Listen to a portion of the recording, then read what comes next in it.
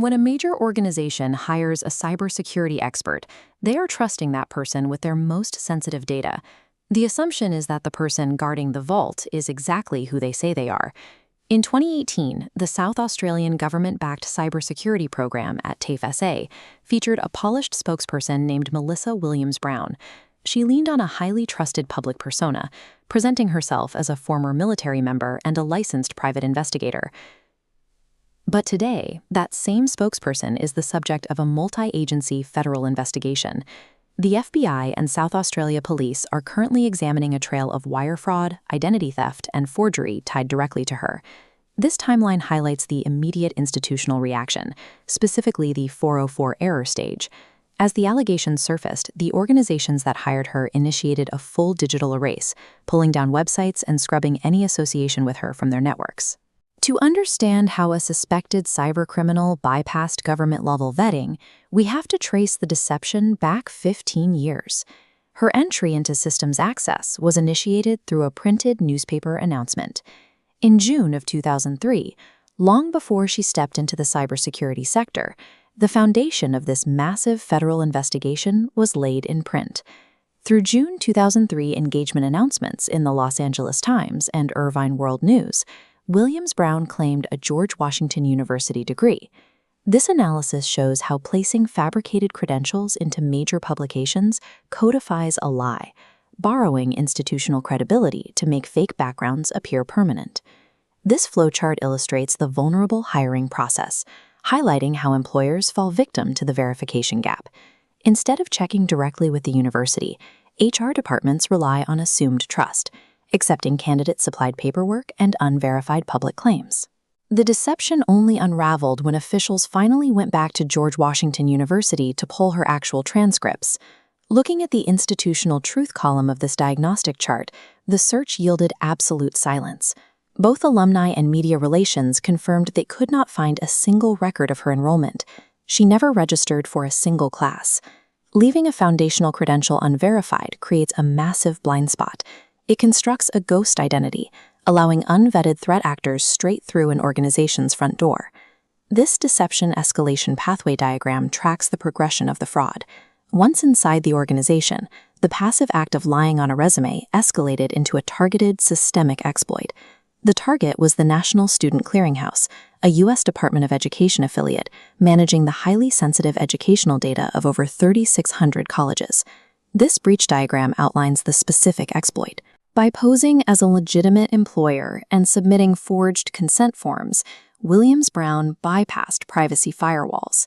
Moving to the extraction phase, this vector granted unauthorized access to protected educational records, evolving the deception into federal-level wire fraud. The data she extracted wasn't random. She allegedly targeted her own brother, Michael Eric Williams, a prominent LGBTQ+ advocate based in Nashville. This document details the weaponized data tactics. After obtaining his transcripts, she allegedly posted the stolen records on social media to sabotage his reputation. The campaign then spilled into Nashville courts, where frivolous petitions strategically inserted invasive medical details into permanent public records. Unchecked foundational credentials grant malicious actor localized authority and access required to weaponize private data against specific human targets. When the clearinghouse finally detected the anomaly, they immediately terminated her access. This system hardening dashboard outlines the immediate institutional response. Looking at the access revocation and law enforcement protocols, the clearinghouse launched deep forensic reviews to identify compromised student records and handed over evidence of the forged consent forms to both the South Australia Police and the FBI's Computer Crimes Division. The central key insight of this resolution framework reveals a harsh reality for security teams. When organizations rely on candidate-supplied PDFs or print media clippings, they are not actually vetting the individual. They are merely reviewing personal marketing materials. This checklist of non-negotiable vetting rules highlights the primary solution. To close this vulnerability, direct primary source institutional verification has to become mandatory for all new hires. Returning to the system hardening dashboard, the highlighted protocol shows that technical systems must also adapt. The Clearinghouse accelerated a mandatory rollout of multi-factor authentication, specifically to block unauthorized commercial account holders. Failing to vet the vettors effectively provides a threat actor direct entry into the organization's internal architecture. In an era of rampant data exploitation, verifiable truth remains the ultimate cybersecurity credential. Resume padding is often dismissed as a crime of vanity, a white lie about a graduation date or job title inflated to get past an HR filter. The threat becomes systemic when the person faking their foundation is the exact individual hired to guard an organization's most sensitive data. In 2018, that individual was Melissa Williams-Brown, a resident of Adelaide, Australia. She presented herself as an authoritative voice in national security, a former military member, a licensed private investigator, and the official spokesperson for a major TAFE cybersecurity program. But the credentials backing that persona were a mirage, built on a foundational lie that had been hiding in plain sight for 15 years. Her rise within the Australian tech sector shows how easily the gatekeeping role itself can be hijacked by a candidate willing to manufacture their history from the ground up. To understand how she pulled it off, we have to look back to 2003. Before automated verification, social announcements in local newspapers served as a widely accepted form of unverified public record keeping. The origin of her fabricated career is permanently inked in this document, a June 2003 engagement announcement published in the California Press. The text explicitly states she earned her bachelor's degree from George Washington University and planned to complete her master's in information systems. When investigators checked these claims against the institution's official records, George Washington University confirmed they had absolutely zero record of her ever enrolling or attending. In academic vetting, a no-record finding indicates she never registered, never generated a transcript, and never participated in the university's academic ecosystem at any level. This single, completely unchecked newspaper entry provided the structural foundation she needed to manufacture a decades-long professional career. By 2018, that fake foundation had successfully positioned her as the public face of a new cybersecurity certificate program for TAFE South Australia. When the fabrication was finally exposed, the reaction was immediate. TAFE scrubbed her presence from their websites, promotional banners, and social media accounts. But the exposure didn't end the deception. Instead, her tactics evolved from passive resume padding into active, malicious predation. When a fraudster's fabricated authority is threatened, the original lie often metastasizes into retaliation. The escalation saw Williams-Brown move from faking her own academic history to actively stealing the protected records of others. She exploited the National Student Clearinghouse by posing as a legitimate employer and submitting forged consent forms to bypass their privacy protections. By successfully impersonating a hiring authority, she extracted sensitive, protected student data from a national federal affiliate database. One of her primary targets was her own brother, Michael Eric Williams. She used these deceptive methods to obtain his private college transcripts. She then weaponized those stolen records in a sustained, decades-long campaign of online defamation and harassment against him. This is the evolution of the crime. A seemingly victimless lie in 2003 directly enabled a federal-level data breach 15 years later. The fallout from these data breaches has triggered criminal investigations that now span multiple continents. Because the breach targeted a U.S. Department of Education affiliate, the FBI Computer Crimes Division is currently handling the matter. In Australia, the South Australia Police Southern District Criminal Investigation Branch is managing the local cybercrime probe. This case proves that credential fraud is more than just an issue of personal character. It is a fundamental building block of social engineering. It exposes the vulnerability of institutions like the NSC and professional hiring boards that operate on a baseline of unverified trust. When institutions fail to verify the verifiers, they grant administrative control to the exact threat actors their systems were designed to exclude. In 2003, a woman used her own wedding announcement to permanently hack the public record. Look at this clipping from the Irvine World News. Hidden inside the celebration is a Trojan horse, a fabricated degree from George Washington University. Here's the structural flaw she exploited. Newspapers print these notices based entirely on self-reported data.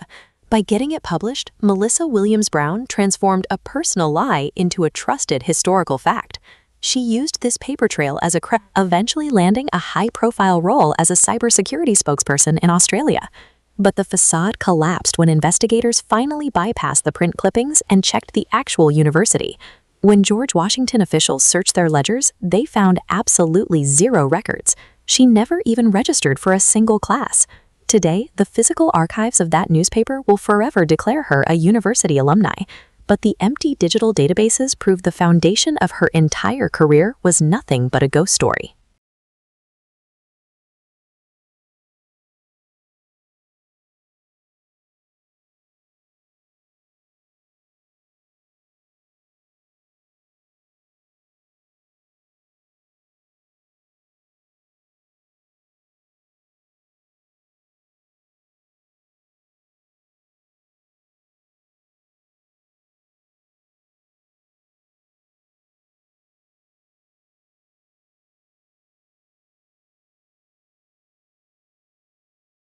Imagine stealing highly protected data without writing a single line of code.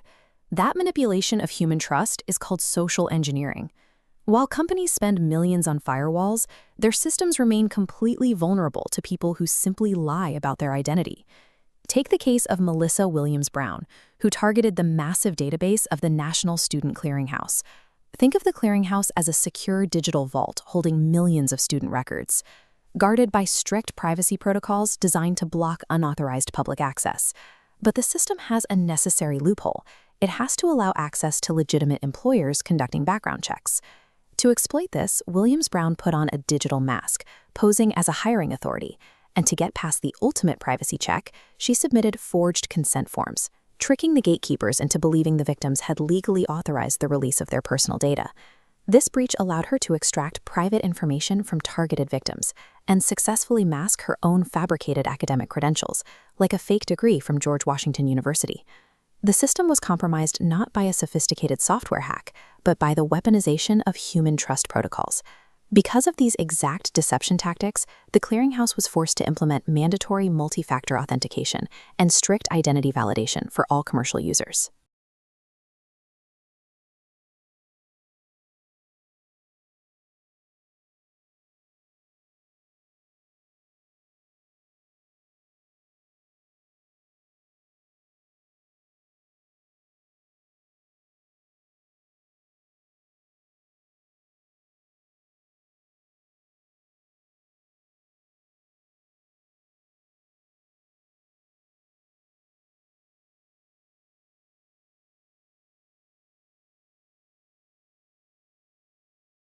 In 2003, a woman used her own wedding announcement to permanently hack the public record.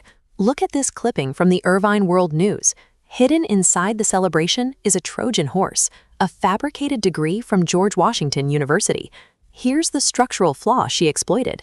Newspapers print these notices based entirely on self-reported data. By getting it published, Melissa Williams-Brown transformed a personal lie into a trusted historical fact.